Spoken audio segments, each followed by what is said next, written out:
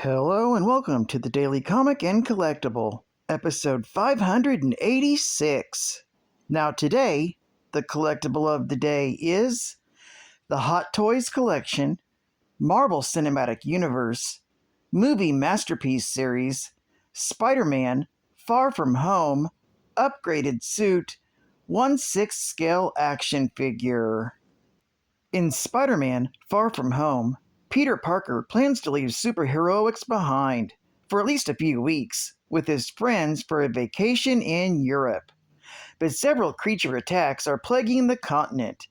Nick Fury will have to call out our friendly neighborhood Spidey for his assistance. This Hot Toys 1/6 scale deluxe figure of Spider-Man in his upgraded suit is designed directly from the movie Far From Home and features a head sculpt with the authentic and detailed likeness of Tom Holland as Peter Parker, plus an interchangeable masked head sculpt with 4 interchangeable Spider-Man eyepieces that can create numerous combinations of expressions. Both of these finely detailed head sculpts are also hand-painted. Spidey features over 30 points of advanced articulation and stands at almost 12 inches in height. This deluxe figure also includes 10 total interchangeable hands, and his costume consists of a tailored upgraded suit embossed with trim, web patterns, and spider emblem on his chest, 1 pair of red boots embossed with the web pattern, and 3 sets of magnetic web wings. Bonus accessories include a pair of eyeglasses, Stark Tech, 1 Spidey mask for carrying, 8 spiderweb strands in different lengths and sizes that attach to his web shooters, 1 open spiderweb effect, a smartphone, a Mysterio drone, a dynamic figure stand with nameplate and movie logo. This 1/6 scale deluxe collectible figure was released by Hot Toys Collectables. Now, the comic of the day is Web of Spider-Man, Volume 1, Issue Number 2, with the cover date of May 1985. And this newsstand edition is an awesome gift from Manny the Hobgoblin Collector, with story by Louise Simonson, art by Greg LaRocque, and cover by Greg LaRocque. This issue is titled Treasures. This story is continued from the last issue and opens with the vulturions returning to their hideout following their defeat at the hands of Spider-Man. They are both furious and confused as Spider-Man kept on talking about his costume being alive. After their first foray, Honcho has decided that they will need weapons in order to equal the playing field against Spider-Man. He orders Sugarface to open one of the crates. Inside, Sugarface finds blowguns and some darts. Gripes thinks the idea of using blow darts against Spider-Man to be ridiculous. However, Honcho asks Sugarface to use a dart on Gripes. 1 single dart causes Gripes to black out and collapse onto the floor. Honcho explains that the darts include a toxin that relaxes the muscles until ultimately the victim dies. Honcho briefly considers letting Gripes suffer this fate, but eventually applies the antidote instead. A week later, Spider-Man is web-slinging across the city, thinking about how he narrowly avoided defeating the alien costume that wanted to bond with him, and is glad that it's gone. Along the way, the wallcrawler stops a mugger from picking a pocket. As he continues on his way, Spider-Man thinks about his clash with the vulturions and wonders where they are and why they're after him. Needing to buy a birthday gift for his Aunt May, Spider-Man sneaks into a store washroom and changes back into Peter Parker. Searching the store, he finds a hat that he thinks will be perfect for his Aunt May. Meanwhile, the vulturions rob an armored car, using their new blow darts to incapacitate security guards. Later, Peter Parker pays a visit to the Daily Bugle to show off his Aunt May's birthday gift to Joe Robertson in the hopes it helps fix their strained relationship. Suddenly, J. Jonah Jameson enters the room, excited about reports of the damage caused by Spider-Man's battle with the Juggernaut. Joe tries to quash this editorial, pointing out that as the new editor-in-chief of the Daily Bugle, he would be presenting balanced stories. Seeing an opportunity to make money off the photos he took of the fight, Peter pretends to agree with Jonah, much to Robertson's disappointment. Jameson tells Joe that he missed a perfect opportunity and explains that he's starting a news magazine so he can publish his own stories and intends to take Parker with him. As Peter Parker tries to explain himself to Joe, they're interrupted with a copy boy informing them of the vulturions' attack on the bank. Joe assigns Peter to get photos of the story. Peter then goes up on the roof of the Daily Bugle building, where he changes into Spider-Man.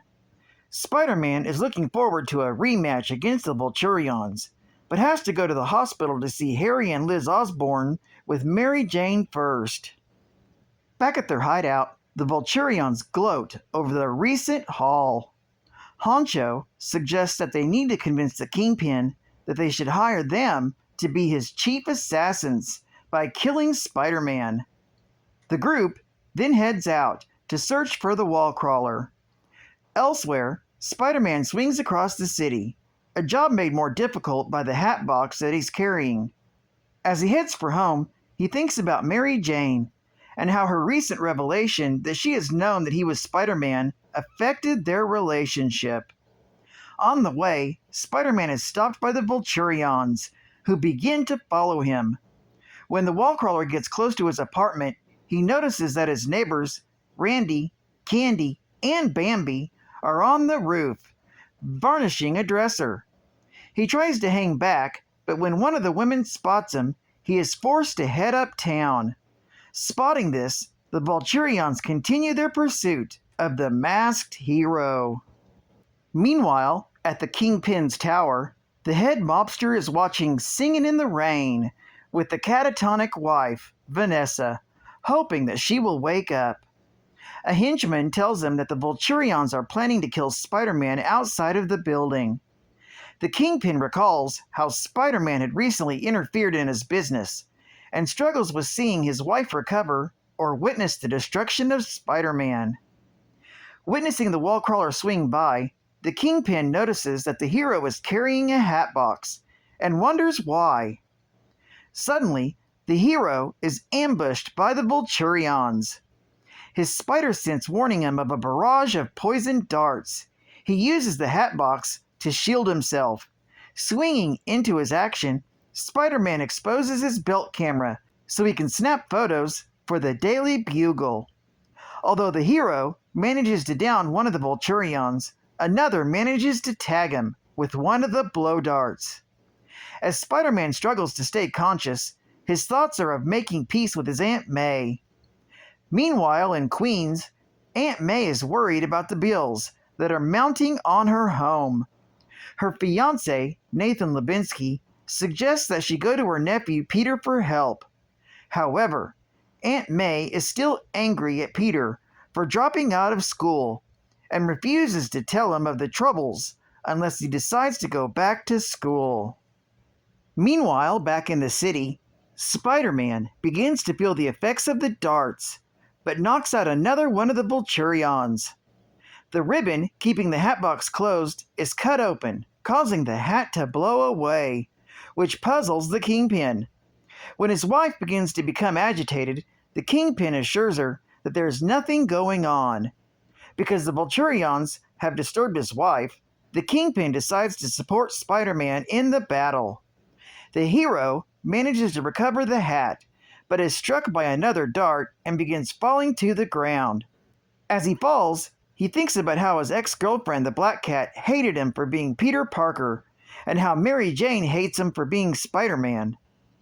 While at the hospital, where Liz Osborn just recently gave birth to her son, noticing that Mary Jane is pacing the room waiting for Peter, Liz tells her to relax, but also wonders why she keeps watching the skyline.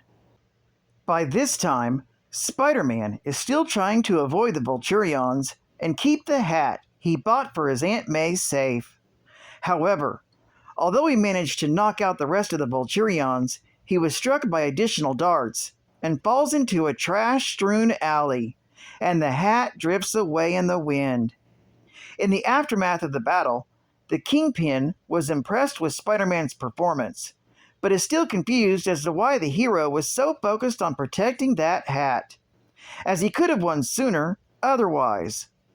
Seeing that the hat is still blowing in the wind, the Kingpin orders a helicopter to take off and recover it. When Spider-Man wakes up, the vulturions are gone, and he realizes that the hat is missing. Trying to find it, the hero swings up to the rooftops, where he spots the helicopter lowering the hat box nearby. He recovers the hat and finds a note from the Kingpin, thanking him for defeating the vulturions.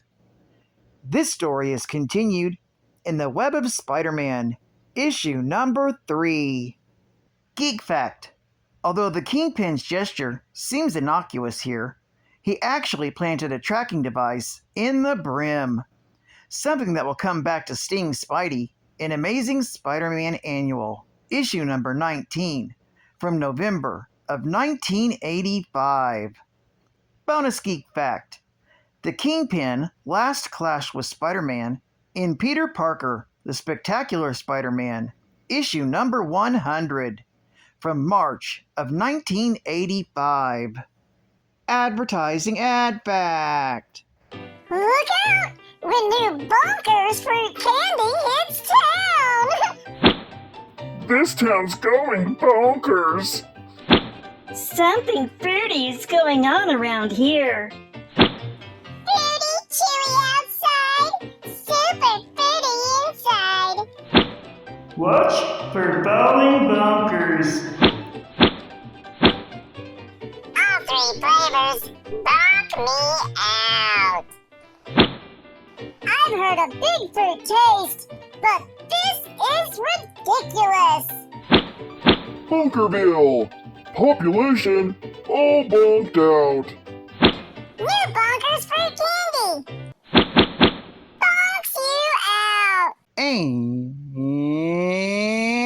final geek fact: the black costume seemingly perished last issue in the premiere issue of Web of Spider-Man, issue number 1, from April of 1985. However, the alien costume was revived, as seen in Fall of the Hulks, Alpha, issue number 1, from February of 2010, by the Intelligentsia. Eventually, it will return to haunt Spider-Man again, after bonding to Eddie Brock, as revealed in Amazing Spider-Man, issue number 300, from May of 1988. Well, I'd like to thank you for joining me for another Daily Comic and Collectible, and I hope to see you again Friday. This is KINGPIN Comicsman, and I'll catch you on the flip. Over and out.